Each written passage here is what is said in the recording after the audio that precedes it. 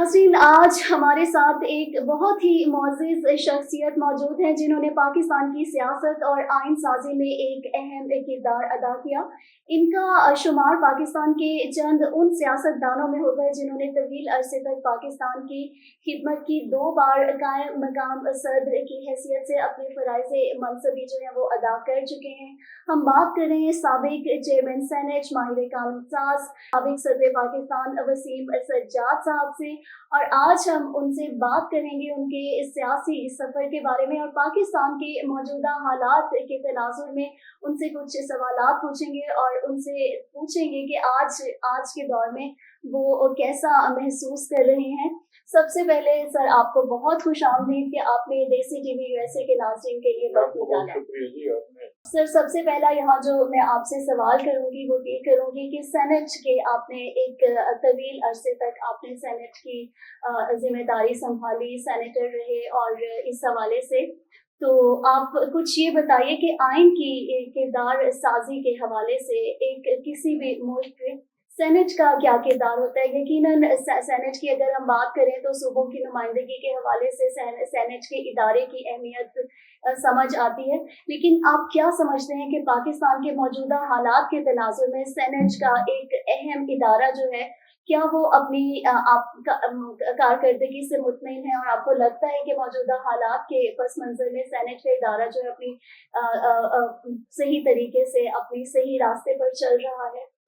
इसमें जी आपने एक बड़ा अच्छा सवाल उठाया है। थोड़ा सा तारीख का मैं हवाला देना चाहूँगा।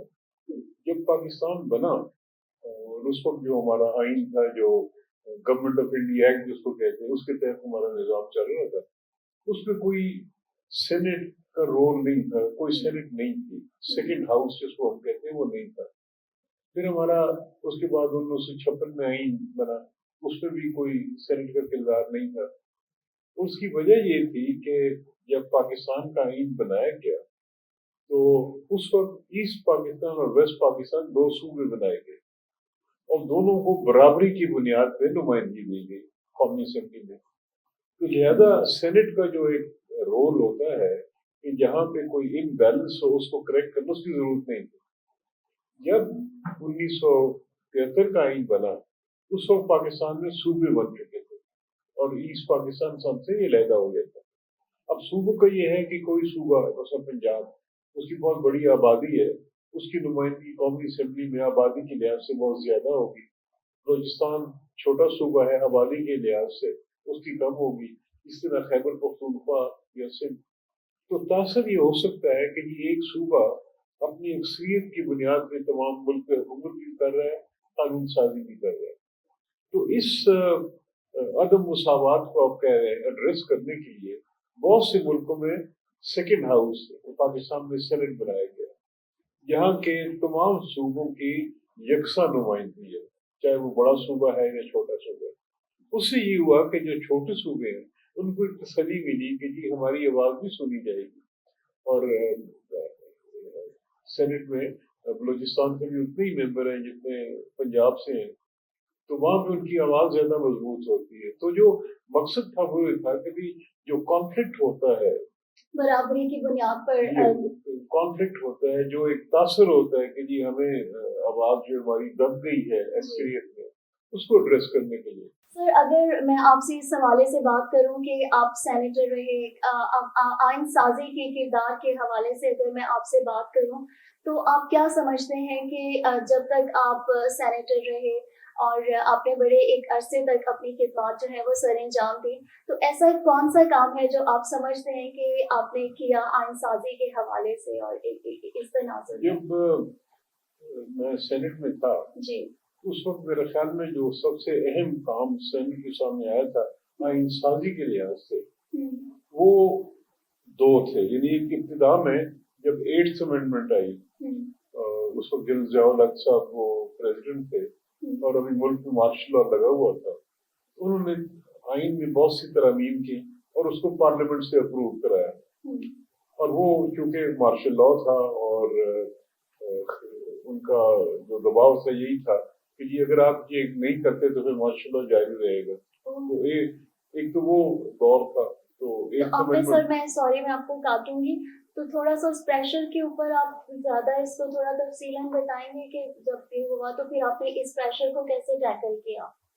سوری اس کو یہ جو پریشر آپ نے جیسا کہ بتایا کہ آپ کو کہا گیا تو کہ یہی تھا نا جی کہ وہ مارشل لاء کے ایڈمنسٹریٹر تھے جی بالکل، اور مارشل لاء بھی تھا پاکستان میں، اس کا نفاذ تھا، اور اگر یہ پارلیمنٹ پاس نہ کرتی تو وہ مارشل لاء نہ اٹھاتے، تو پارلیمنٹیرین سے تو یہی دباؤ تھا نا کہ مارشل لاء ختم ہو.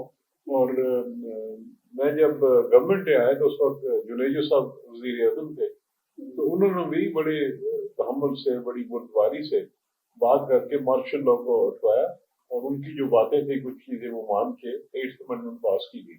اس سے زیادہ اہم جو بات تھی قانون آئین سازی کے حوالے سے وہ تھی 18ویں ترمیم. 18ویں ترمیم نے پاکستان کے آئین میں بہت سی تبدیلیاں کی ہیں.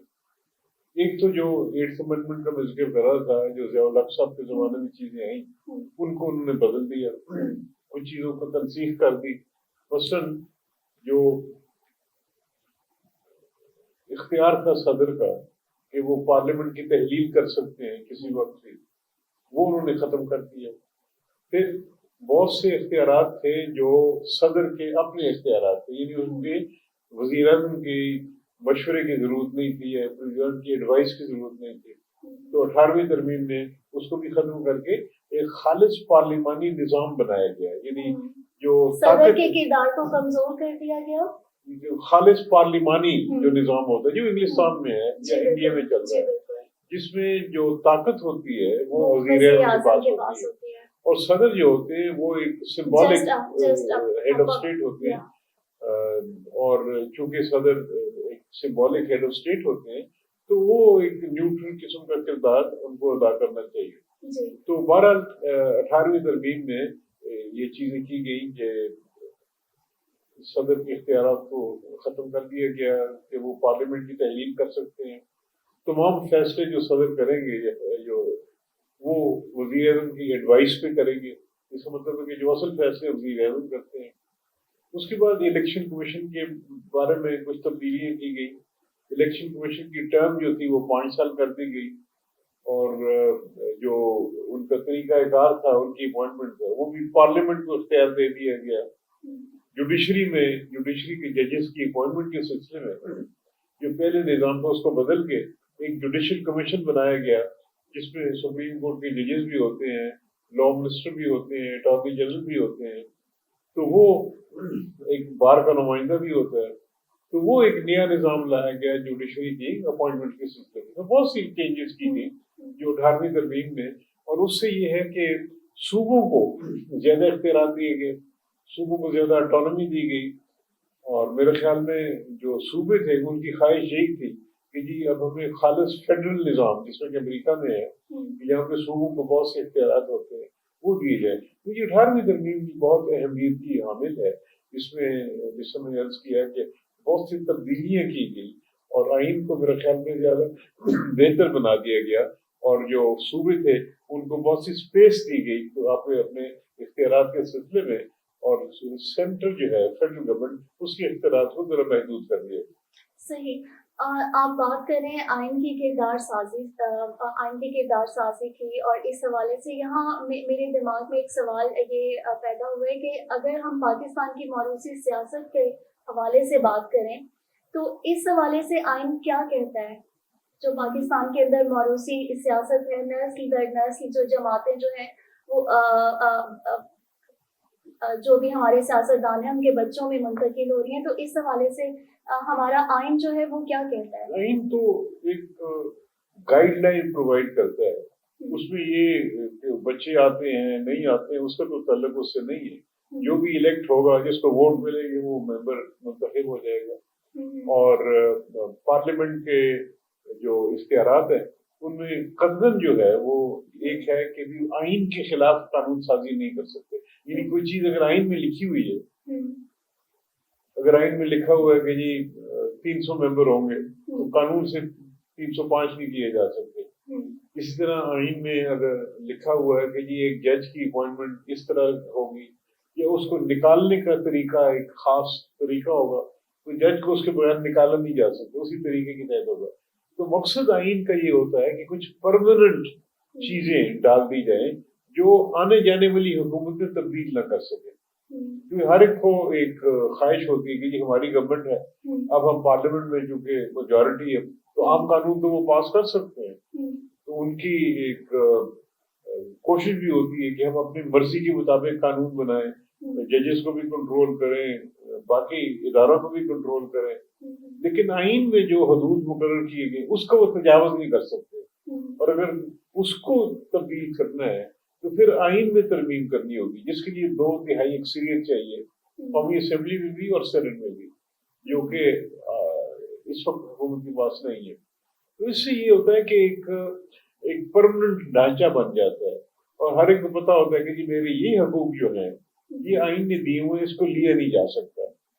یہ نہیں ہوتا کہ جس طرح کوئی آیا حکمران, اس کو کوئی پسند نہیں ہے تو اسے کہا اچھا بھی اس کو ایسے کر دو, وہ نہیں ہو سکتا. آئین میں جو حدود ہیں وہ لازمی رکھنا ہوگی, اور اگر آئین سے کوئی تجاوز کرتا ہے تو ہمارے آئین میں اختیار ہے عدالتوں کو کہ وہ پھر اس جو ایکٹ ہوگا یا جو ایکشن ہوگا اس کو کالعدم قرار دے سکتے ہیں.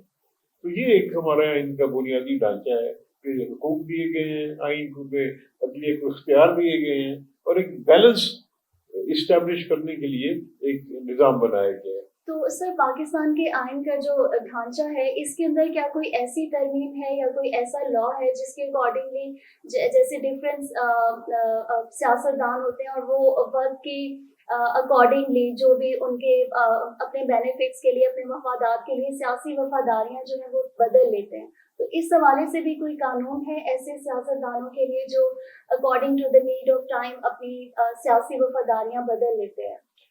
قانون وہ سم ٹائم ان کا کافی اس وقت یہ مسئلہ ہمارے جو پڑوسی ملک ہے ہندوستان, وہاں پہ بھی آیا کہ کچھ لوگ ایک پارٹی کے ٹکٹ پہ منتخب ہو کے بعد میں پارٹی چھوڑ کے کسی اور کو جوائن کر لیتے ہیں. تو اس سے ایک عدم استحکام آتا ہے, کیونکہ جس طرح وقت گزرتا جاتا ہے عوام جو ووٹ کرتے ہیں وہ پارٹیز کو کرتے ہیں, پارٹی کے مینیفیسٹو کو دیکھ کے کرتے ہیں, پارٹی کے لیڈر کو دیکھ کے ووٹ کرتے ہیں. تو اگر کوئی بعد میں اپنے ذاتی مفاد کی خاطر اس پارٹی کو چھوڑ کے کسی اور نے اس کو کہا جی کوئی وزیر بناتے ہیں ادھر چلے جانا, تو ادھر چلا جاتا ہے. ایسا بہت ہوتا ہے, جیسے ہم دیکھیں کراچی میں. اب یہ ہے کہ آئین میں ایک شک ڈالی گئی ہے کہ اگر کوئی الیکشن کے بعد اپنی پارٹی تبدیل کرتا ہے تو اس کی جو رکنیت ہے وہ ختم کی جا سکتی ہے. صحیح. اور ہندوستان میں بھی اس طرح ہوا ہے. اور مقصد یہ ہے کہ بھی اگر آپ پارٹی تبدیل کرتے ہیں تو اصولی طور پہ آپ استعفیٰ دے دیں اور نئی پارٹی کی ٹکٹ میں دوبارہ انتخاب لڑ لیں, تاکہ اگر آپ کی مقبولیت ہے اور آپ کے جو نئی پارٹی ہے اس کی بھی حمایت ہے تو آپ دوبارہ آ جائیں. لیکن یہ ایک مورلی غلط ہے کہ آپ ایک پارٹی کے ٹکٹ پہ آئے ہیں, اس کے مینیفیسٹو کی بنیاد پہ آپ کو الیکٹ کیا گیا ہے, اور آپ کے ذاتی مفاد کی خاطر کسی اور کو جوائن کر لیں گے. بالکل بالکل آپ نے صحیح فرمایا. میں یہاں پہ ایک اور سوال آپ سے کروں کہ جو بنگلہ دیش کی سچویشن ہے اس حوالے سے آپ سے پوچھنا چاہوں گی, جیسا کہ آپ کے علم ہے کہ طالبات نے کوٹا سسٹم کے حوالے سے ایک موومنٹ چلائی ہے, وہاں پر اس وقت گورنمنٹ جو ہے وہ چینج ہو چکی ہے. ایک تو یہ کہ پاکستان کے اب آپ کیسے دیکھتے ہیں تعلقات فیوچر میں بنگلہ دیش کے ساتھ, اور اس کے علاوہ پاکستان میں بھی تو کوٹا سسٹم جو ہے وہ موجود ہے, تو اس حوالے سے آپ کیا کہنا چاہیں گے؟ اس حوالے سے بات یہ ہے کہ جو اصل پس منظر ہے بنگلہ دیش کا اس میں یہ ہے کہ بنگلہ دیش میں جب سے یہ حسینہ واجد آئی تھی تو کبھی صحیح الیکشن نہیں ہوا. صحیح. ان کی عوامی لیگ جو ہے وہ بنگلہ دیش بنانے میں ان کا ایک کردار تھا, تو انہوں نے اپنے اس کردار کو فائدہ اٹھاتے ہوئے ایک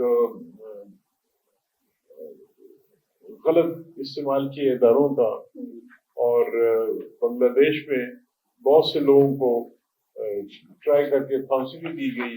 اب خبریں آ رہی ہیں کہ بہت سے لوگوں کو گمنام جیلوں میں ڈال کے پتہ بھی نہیں فیملیز کو کہاں ہے, کیونکہ ان کی سیاسی لیڈنگ دوسری طرف تھی. تو بہت مظالم ہوئے ہیں بنگلہ دیش میں.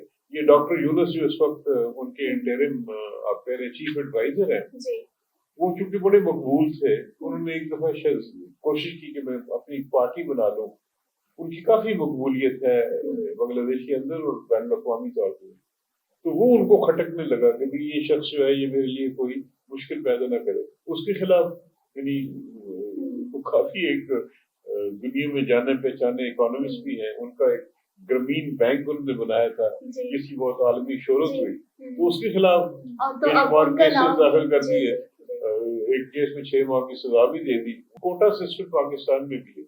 اب وہاں پہ جو کوٹا سسٹم تھا وہ یہ تھا کہ جو فریڈم فائٹرز جن کو کہتے ہیں، اس کا مطلب یہ عوامی لیگ، کہ عوامی لیگ کے جو بندے ہیں ان کے بچے، ان کے پوتے پوتیاں، ان کو پریفرنشل ٹریٹمنٹ دیں گے. تو یہ خالصتاً کوشش تھی کہ جی اپنی پارٹی نظام کو مضبوط کیا جائے، ان کو نوکریاں دی جائیں، ان کو اچھے عہدوں پہ لایا جائے تاکہ یہ نظام جو ہے یہ مضبوط ہوتا جائے اور ہم اس کی بنیاد پہ برسوں حکومت کرتے جائیں. پاکستان میں جو کوٹا سسٹم ہے وہ اور قسم کا ہے. وہ یہ ہے کہ مختلف صوبوں کو، کیونکہ ہر صوبہ ترقی کے لحاظ سے برابر نہیں ہے، تو ان کو ایک مخصوص کوٹا دیا گیا ہے کہ بھی پنجاب سے اتنے ہوں گے، بلوچستان سے اتنا % ہوگا پاپولیشن کے حساب سے، سندھ سے اتنے ہوں گے، خیبر پختونخوا سے اتنے ہوں گے. لیکن وہ بھی شروع میں آئین کے ذریعے کیا گیا تھا. اب آئین میں اس کی گنجائش نہیں ہے، وہ ختم ہو گیا. وہ ایک خاص عرصے کے لیے کیا گیا تھا. تو آئین میں تو اب کوٹا سسٹم کی گنجائش نہیں ہے، میرٹ میں ہونا چاہیے.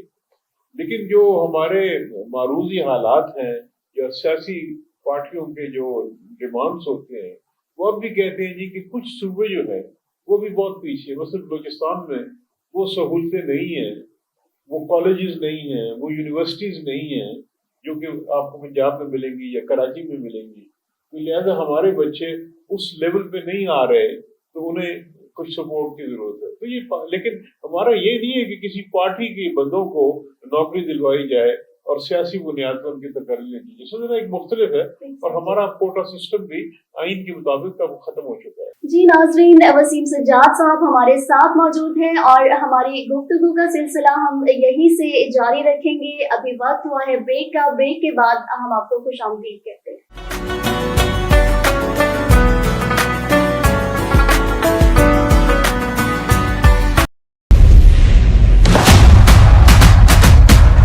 کھیلوں کی دنیا میں خوش آمدید، جہاں ہر لمحہ ہے ایک نئی داستان. میں ہوں رمیسہ قریشی اور میں ہوں رانی اندلیب. ہم پیش کریں گے دلچسپ تجزیے، خاص انٹرویوز اور آپ کے پسندیدہ کھلاڑیوں کی کہانیاں. ہر ہفتے ہم بات کریں گے مقامی اور بین الاقوامی کھیلوں کی تازہ ترین خبروں کی. ہم آپ کے لیے لے کر آئے ہیں پروگرام اسپورٹس راؤنڈ اپ. آپ کو ملے گی ہر کھیل کی مکمل اپڈیٹ، چاہے وہ کرکٹ ہو، فٹ بال یا کسی اور کھیل کا میدان. تو دیکھنا مت بھولیے گا اسپورٹس راؤنڈ اپ، جہاں کھیل کی دنیا کا ہر رنگ آپ کے سامنے.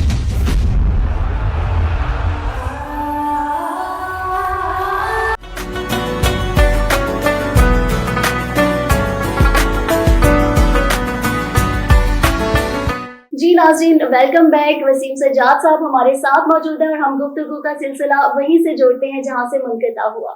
یہاں میں آپ سے ایک اور سوال پوچھنا چاہوں گی کہ آپ نے مختلف سیاسی جماعتوں کے ادوار دیکھے، پاکستان کی تاریخ آپ کے سامنے ہے. تو اگر میں آپ سے یہ پوچھوں کہ ہمارے پاکستان میں مین 3 ہی پہلے تو 2 جماعتیں تھیں، پاکستان مسلم لیگ نواز اور پیپلز پارٹی، اور اب کچھ عرصہ سے تحریک انصاف بھی اس دور میں شامل ہوئی. تو آپ کو اب تک کیا لگتا ہے کہ کون سی جماعت نے پاکستان کے لیے بڑے اچھے طریقے سے کام کیا؟ بی بی صاحبہ کی گورنمنٹ کی اگر ہم پاس میں بات کریں تو اس حوالے سے آپ کیا کہیں گے؟ دیکھیے جی، یہ تو اگر آپ کسی پیپل پارٹی والے کو پوچھیں گے وہ کہیں گے ہماری جماعت ہے. اس حوالے سے میں نے سوچا کہ آپ تھوڑا ملین والوں سے پوچھیں گے جی ہماری حکومت نے بڑے کام کیے. میرا ذاتی تجربہ یہ ہے کہ بہت سے میں نے وزیر اعظموں کے ساتھ کام بھی کیا ہے، ان کو قریب سے دیکھا بھی ہے. میرے خیال میں جتنی سنسیریٹی سے جنیجو صاحب نے کام کیا وہ شاید بات کوئی کر نہیں سکا. وہ ایک تو یہ ہے کہ بڑے ہمبل تھے، گراؤنڈ سے اوپر آئے تھے، ڈسٹرکٹ لیول کی پالیٹکس کرتے کرتے اوپر آئے تھے. نہایت ہی ایماندار تھے، شریف تھے اور پریکٹیکل پالیٹکس سمجھتے تھے، پارلیمنٹ کو اہمیت دیتے تھے اور حقیقی طور پہ ان کا ذہن جو تھا وہ جمہوری تھا. تو وہ محسوس کرتے تھے کہ جمہوری روایات کو آگے بڑھایا جائے، اس کو مضبوط کیا جائے. تو یہ میرے تجربے میرے خیال میں وہ سب سے زیادہ اچھے اور مؤثر پرائم منسٹر تھے. باقی یہ کہ ہر پرائم منسٹر کوشش کرتا ہے کہ جی میں اچھے کام کروں، مجھے لوگ یاد رکھیں، لیکن جو دقتیں ان کے راستے میں ہیں وہ سب پرائم منسٹر کے راستے میں ہیں. مثلاً اس وقت معیشت کی جو حالات ہیں، وہ کوئی بھی پرائم منسٹر ہو اس سے راستے بہت بڑی رکاوٹ ہے. اتنا قرضہ پاکستان میں چڑھ گیا ہے کہ بجٹ کا بہت سا حصہ تو قرضوں کی ادائیگی میں چلا جاتا ہے، انٹرسٹ پیمنٹ میں چلا جاتا ہے. تو جب معیشت کمزور ہو اور آپ کے پاس پیسے ہی نہ ہوں کہ آپ کوئی ریفارم کر سکتے ہیں، آپ کو ترقی کے لیے کام کر سکتے ہیں، تو یہ ہر وزیر اعظم کے لیے مشکلات ہوتی ہیں، ہر گورنمنٹ کے لیے مشکلات ہوتی ہیں. اب بھی یہ مشکلات ہیں، یعنی جو بھی گورنمنٹ ہے اس کو یہ فیس کرنا پڑے گا کہ بھی کیا کریں، قرضے ہیں، معیشت آگے بڑھ نہیں رہی ہے. معیشت کی جو کمزوری ہے اس کا اثر پاکستان کے تمام شعبوں میں پڑتا ہے. ڈیفینس پہ، کیونکہ اگر پیسے نہیں ہیں تو ڈیفینس والے ہتھیار کہاں سے خریدیں گے، وہ تنخواہیں کہاں سے دیں گے، پینشن کہاں سے دیں گے. پھر ہماری ضروریات ہیں وہ بڑھتی جا رہی ہیں. جو پینشنرز ہیں وہ کہتے ہیں جی ہمیں پینشن چاہیے، جتنا وہ ضعیف ہوتے ہیں ان کو زیادہ ضرورت ہوتی ہے، لیکن آپ کے پاس ریسورسز نہیں ہیں. تو اس وقت میرا خیال میں ضرورت اس بات کی ہے کہ جو معیشت کے بارے میں تمام پارٹیز مل کے ایک کو معاہدہ کریں، طے کر لیں کہ اس کے بارے میں اپنی سیاست نہیں کرنی، اور جو پاکستان کے مفاد میں پالیسیز ہیں اس کا تعین بھی کر لیں، بیٹھ کے سوچ بھی لیں کہ کیا ہم نے کرنا ہے، تو اس کو پھر آگے لے کر چلیں. جس طرح ایک چارٹر آف ڈیموکریسی ہوا تھا، شاید 90s میں ہوا تھا، پیپلز پارٹی کے درمیان اور پی ایم ایل این کے درمیان. میرے خیال میں اس قسم کا ایک اگر چارٹر بن جائے جس میں تمام سیاسی پارٹیاں شامل ہوں، مذہبی پارٹیز بھی ہیں، پی ایم ایل این ہے، تحریک انصاف ہے، مسلم لیگ ہے، یہ بیٹھ کے میرے خیال میں اس پہ غور کرنا چاہیے. سر آپ نے، میں اگر یہ کہوں تو غلط نہیں ہوگا کہ زندگی بھی ہے پاکستان کی سیاست کو اور کافی آپ کا تجربہ ہے، تو آپ نے کبھی ایسا کوئی ٹائم دیکھا جب آپ کو لگا ہو کہ کسی قومی مسئلے پہ، کسی ایسے ایشو کے اوپر، کسی قومی مفاد کے لیے ہماری تمام سیاسی جماعتیں جو ہیں وہ ایک ٹیبل پر بیٹھی ہوں یا بیٹھیں گی ان فیوچر؟ میرے خیال میں جی جب پاکستان کے سالمیت کا سوال آتا ہے، مثلا کشمیر کا مسئلہ ہے تو اس میں کوئی اختلاف نہیں ہے. اس طرح اس وقت جو بہت بڑا ایک مسئلہ ہمارے سامنے ہے وہ ٹیررزم کا ہے، اور حالیہ مہینوں میں آپ دیکھیں گے کہ اس کی شدت میں اضافہ آیا ہے، اور کہا یہ جا رہا ہے کہ یہ افغانستان کی زمین کو استعمال کیا جا رہا ہے پاکستان کے خلاف حملے کرنے میں اور یہاں انسٹیبلٹی کریٹ کرنے میں. اس میں بہت سے بین الاقوامی فیکٹرز بھی کیوں ہو رہا ہے. بہت سی ایسی غیر ملکی طاقتیں ہیں وہ نہیں چاہتی کہ پاکستان ترقی کرے، یا نہیں چاہتی کہ چین کا یہاں کوئی فٹ ہولڈ ہو، نہیں چاہتی کہ سی پیک کامیاب ہو، نہیں چاہتی کہ گوادر کامیاب ہو. تو یہ بین الاقوامی فیکٹرز ہیں جس کو، لیکن ویسی قوم ہم کو پہلے تو اس کو سمجھنا چاہیے کہ یہ کیوں ہو رہا ہے، ہمارے مفاد میں کیا ہے. اور یہ معاملات ہیں جس آپ ذکر کر رہی تھی کہ کیا کنسنس ہو سکتا ہے، تو یہ معاملات ہیں جس پہ بیٹھ کے بات کرنی چاہیے. اب لیکن کہنا تو آسان ہے، حقیقت یہ ہے کہ جب ایسا مسئلہ آتا ہے تو سیاسی پارٹیز جو ہیں وہ بیٹھنے کو تیار نہیں ہوتے.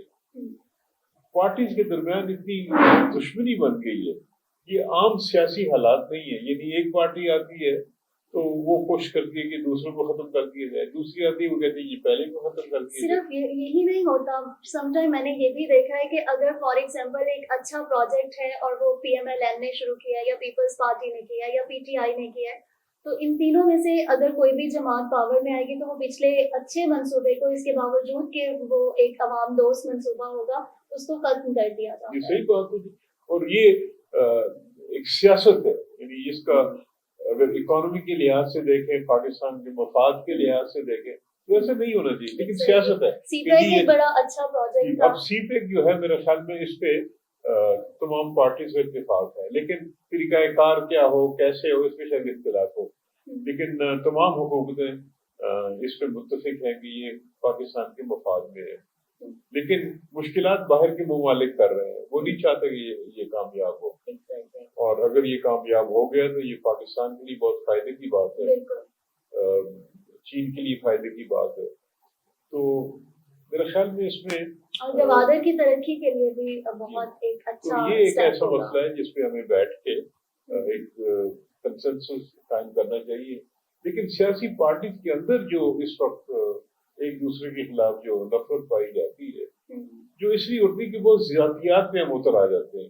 یعنی انگلستان میں ہم نے دیکھا ہے کہ حکومت گئی، دوسری آ گئی، کوئی غالب گلوچ نہیں ہو رہا، کوئی الزامات نہیں لگ رہے، آسانی سے وہ آ جاتی. اس طرح ٹرمپ گیا، بائیڈن آ گیا، معاملات چل رہے ہیں، کوئی گالی گلوچ نہیں ہو رہی. ٹرمپ سوری سب زبان استعمال کرتے ہیں، لیکن وہ بات نہیں جو پاکستان میں ہے. ہندوستان میں میں سمجھتا ہوں کہ سیاست زیادہ مچور ہو گئی. پاکستان کی اس وقت جو تیسری جماعت ہے تحریک انصاف، وہ تھوڑا سا مشکلات میں گھری نظر آ رہی ہے. تو آپ اس وقت تحریک انصاف کا فیوچر جو ہے وہ کیا دیکھ رہے ہیں قانون کے پس منظر میں؟ عوام میں تو ان کی مقبولیت نظر آ رہی ہے جی، اور جو الیکشن ہوا ہے اس میں بھی ان کو وہ سمبل نہیں ملا. اس کے باوجود لوگوں نے ڈھونڈ کے ان کے جو نمائندے تھے ان کو ووٹ کیا. تو وہ جو مقبولیت ہے وہ میرے خیال میں بڑھ رہی ہے، اس لیے کہ عام لوگوں میں یہ تاثر ہے کہ ان کے ساتھ زیادتی ہو رہی ہے، اور وہ ایک جو سمپتھی فیکٹر ہوتا ہے تو وہ بھی موجود ہے. اب یہ ہے کہ آئندہ کیا ہوگا. اب ان کے خلاف بہت سے کیسز ہیں، اور کیسز جو ہیں وہ کچھ ہائی کورٹ میں گئے ہیں جہاں پہ ان کو ریلیف بھی ملا ہے، لیکن بہت سے کیسز ابھی چلنے ہیں، اور اس کے بارے میں کوئی یقین سے کچھ نہیں کہہ سکتے کہ ان کیسز کا کیا بنے گا. ابھی تک یہ بھی ہمیں پتہ نہیں کہ وہ تفصیل کیا ہے. اور ریسنٹ جو اریسٹ ہوئی ہے جنرل فیض حمید صاحب کی، وہ بھی پتہ نہیں کہ ان کے ساتھ تعلق بناتے ہیں نہیں بناتے ہیں، کیا کیس ہے. تو یہ ساری تفصیل سامنے آئے گی تو میری شاید کوئی اس پہ آدمی تجزیہ کر سکے. پچھلے دنوں ہم نے دیکھا کہ تحریک انصاف کے چیئرمین کی طرف سے کچھ بیانات بھی جیل سے جاری کیے گئے تھے کہ کچھ اپنے جتنے بھی ان کے فالوورز ہیں ان سے کہا گیا کہ وہ کچھ بھی کسی بھی طرح کے افواج پاکستان، آبویسلی ہم پاکستان کے، اگر آج ہمارا پاکستان ہے تو ہماری فوج کی وجہ سے ہے، اور فوج ہمارے لیے بہت عزت و احترام رکھتا ہے، ہمارا ایک بڑا اہم ادارہ ہے. تو اس حوالے سے تاکید کی گئی تھی کارکنوں کو کہ ایک صحیح رویہ جو ہے وہ مثبت رویہ اپنایا جائے. تو آپ کو لگتا ہے کہ کچھ ریلیف ان کو مل پائے گا تحریک انصاف کو فیوچر میں قانون کے پس منظر میں؟ بہت مشکل ہے کہنا. جہاں تک فوج کا تعلق ہے، میرے خیال میں اس میں عوام میں اگین فوج کافی مقبول ہے، مسلم ہے کہ ان کی وجہ سے ہمیں سیکیورٹی ملی ہوئی ہے، اور بہت احترام کرتے ہیں عوام فوج کا. لیکن کیا یہ بیانات کسی بیک گراؤنڈ کے تحت کی گئی ہیں، بات چیت ہو رہی ہے نہیں ہو رہی ہے، اس کا کہنا مشکل نہیں، کیونکہ میرے کو پتہ نہیں، پوری انفارمیشن نہیں ہے. لیکن یہ ہے کہ اگر وہ کچھ نرم رویے اختیار کرے تو بہتر ہوگا، کیونکہ اپنی فوج کے ساتھ ایک ٹینشن کریٹ کرنا یہ شاید مناسب نہیں ہے. بالکل مناسب نہیں ہے. تو آپ پاکستان کا فیوچر کیسا دیکھتے ہیں؟ آپ کو لگتا ہے کہ یہ وہ بحران یا وہ حالات، کیونکہ اگر میں اپنی بات کروں تو میں بچپن سے صرف ایک ہی چیز دیکھتی آئی ہوں کہ ٹاک شوز میں ہر جگہ پر یہی کہا جاتا تھا کہ پاکستان تاریخ کے نازک ترین دور پر کھڑا ہے. اور ابھی تک میں سیاستدانوں کے نام سے یہی بات سنتی آ رہی ہوں کہ پاکستان عوام حوصلے سے کام لیں، صبر سے کام لیں، بیکاز عوام ہی کو تسلی دی جاتی ہے، ایڈوائز کی جاتی ہے، کہا جاتا ہے کہ آپ حوصلے سے کام لیں، اس وقت مشکل ہے، اکانومی کرائسس ہے، اینڈ آل دیٹ. بٹ اگر ہم اپنے وزراء، اپنے منسٹرز، ان سب کی لیوش لائف سٹائل کو دیکھتے ہیں تو ہم یہ سوچتے ہیں کہ ساری قربانی صرف اور صرف عوام ہی سے کیوں؟ اگر آپ لوگ بھی ان کی طرف سے بھی کوئی نہ کوئی اسٹیپ اٹھایا جائے اور دیکھا جائے اور کیا جائے تو اوور آل آپ کیا دیکھتے ہیں کہ پاکستان ایک صحیح ڈگر پر، ترقی کی راہ پر صحیح معنوں میں جب عوام بھی ایک سکھ کا سانس لے، ایسا ہو پائے گا؟ بات یہ ہے جی کہ یہ صحیح کہا آپ نے کہ نازک ترین دور سے گزر رہا ہے، اور اس کی سب سے بڑی وہی وجہ ہے کہ ہماری معیشت جو ہے وہ بہت دباؤ میں ہے، بہت کمزور ہے، ہمارے جو قرضے ہیں بہت بڑھ گئے ہیں، اور اس کی وجہ سے ہماری ملک کے اندر ایک ہیجان جو ہے وہ ہے، مہنگائی کا ایک جو بحران بنا ہوا ہے، بجلی کے بل اتنے زیادہ آ رہے ہیں، گیس کے بل اتنے زیادہ آ رہے ہیں، جس سے مشکلات عوام کو ہیں۔ میں سمجھتا ہوں کہ اگر یہ جو سختی کا دور ہے، یہ اگر اس میں سے گزر جاتے ہیں اور معیشت تھوڑی مستحکم ہو جاتی ہے، یعنی اتنے ہم ٹیکسز کریکشن کر لیتے ہیں کہ ہم قرضوں کو آسانی سے ادا کر سکیں، جس میں وقت لگے گا، تو میرے خیال میں پاکستان جو ہے وہ بہتری کی طرف جائے گا۔ لیکن اگر یہی ہوا کہ قرضے بڑھتے جا رہے ہیں، یعنی ابھی تک یہ ہوا ہے کہ جو انٹرسٹ پیمنٹس ہیں، جو قرضے ہیں پاکستان کے اوپر، وہ ہر سال زیادہ ہوتے جا رہے ہیں، اگر 5% بھی کم ہونے شروع ہو گئے، اور یہ اقدامات جو ہیں میں سمجھتا ہوں کہ یہ سختی کے اقدامات ہیں، چاہے IMF کا پروگرام ہے، لیکن یہ سارا جو پروگرام ہے، یہ سختی جو ہو رہی ہے، مقصد یہی ہے کہ پاکستان کے پاس اتنی معاشی بیس بن جائے کہ وہ اس بحران سے نکل جائے۔ تو اگر ہمارے عوام نے یہ سختی برداشت کر لی تو میرے خیال میں ہم بہتری کی طرف جائیں گے، لیکن سختی جو ہے وہ میرے خیال میں برداشت کرنی پڑے گی۔ دوسرا جو آپ نے ذکر کیا کہ جی یہ لیوش لائف اسٹائل، یہ بالکل درست کہہ رہی ہیں۔ میرے خیال میں عوام کی مشکلات کو سامنے رکھتے ہوئے، سمجھتے ہوئے، میرے خیال میں یہ جو لیوش لائف اسٹائل ہے، ہمارے حکومتی جو عہدیدار ہوتے ہیں، حکومت میں جو لوگ ہوتے ہیں، یہ ویسے جو عام زندگی میں جو ہم دیکھتے ہیں، اس کو میرے خیال میں کم کرنا چاہیے، اور اس کا حکومت کو سختی سے اس پہ عمل کرنا چاہیے۔ میں آپ کو ذکر کر رہا تھا جو لیجر صاحب کا، انہوں نے اس وقت کے حالات کو سامنے رکھتے ہوئے انہوں نے کہا تھا کہ یہ تمام جو لوگ ہیں وہ سوزوکی میں جایا کریں گے، اپنا بھی انہوں نے جو پروٹوکول تھا کم کر دیا، گاڑی اپنی بھی چھوٹی کر دی، اور تمام اداروں سے انہوں نے کہا تھا کہ جی آپ چھوٹی گاڑیوں میں جائیں، کیونکہ یہ چیزیں ہیں جو عوام کو سامنے نظر آتی ہیں۔ تو وہ یہ سمبولک ہوتا ہے، لیکن میرے خیال میں ضروری ہے تاکہ عوام کو اعتماد ہو کہ ہم اگر کوئی سخت زندگی گزار رہے ہیں یا مشکلات ہے تو حکام طبقہ بھی اسی پروسیس سے گزر رہا ہے۔ تو یہ میرے خیال میں تاثر بنانا دینا یہ بہت ضروری ہے، نہیں تو یہ جو ایک خلیج نظر آ رہی ہے عوام کے درمیان اور حکومت کے درمیان، یہ بڑھتی چلی جائے گی، اور یہ بڑھتے بڑھتے کہ یہ نہ ہو جو بنگلہ دیش میں ہوئے، یہ ایک اگر اس کو بر وقت اس کو اٹینڈ نہ کیا گیا تو اس قسم کی ڈیولپمنٹ بھی ہو سکتی ہے۔ بالکل آپ کی بات ہوئی کو میں ساتھ میں رکھتے ہوئے کہنا چاہوں گی کہ جیسا کہ آپ نے کہا تو قربانی اینڈ آل دیٹ، تو ہمیشہ ایک تو جو بھی گورنمنٹ آتی ہے وہ یہی کہتی ہے کہ ہمارے برڈن شولڈرز پر بہت زیادہ ہے، اور جو پچھلی حکومتیں تھیں وہ انہوں نے ہمارے لیے ایک پینڈورا باکس رکھا ہوا ہے، ایک بڑا بہت کیوس ہے، بہت چیزیں ہوئی ہوئی ہیں، اور ہمیں ٹائم چاہیے، ہمیں تو اب وہ 5 سال بھی آہستہ آہستہ گزر جاتے ہیں جو ان کے 5 سال کے ہوتے ہیں، لیکن عوام کے جو مسائل ہوتے ہیں وہ جو کر تو ہی رہتے ہیں اور ان کو پراپرلی ایڈریس نہیں کیا جاتا۔ تھینک یو سو مچ وسیم سجاد صاحب، آج آپ نے ہمارے لیے وقت نکالا اور ہمیں آپ نے بہت اچھی طرح تمام باتوں کے اوپر ہمارے تسلی بخش جوابات دیے، اور انشاءاللہ آئی ہوپ کہ آپ دوبارہ بھی کبھی دیسی ٹی وی USA کو وقت دیں گے۔ اور ناظرین، اسی کے ساتھ ہمارے آج کے پروگرام کا وقت یہاں ختم ہوتا ہے، اس دعا کے ساتھ کہ خدا کرے کہ میری عرض پاک پر اترے وہ فصل گل جسے اندیشہ زوال نہ ہو۔ شکریہ۔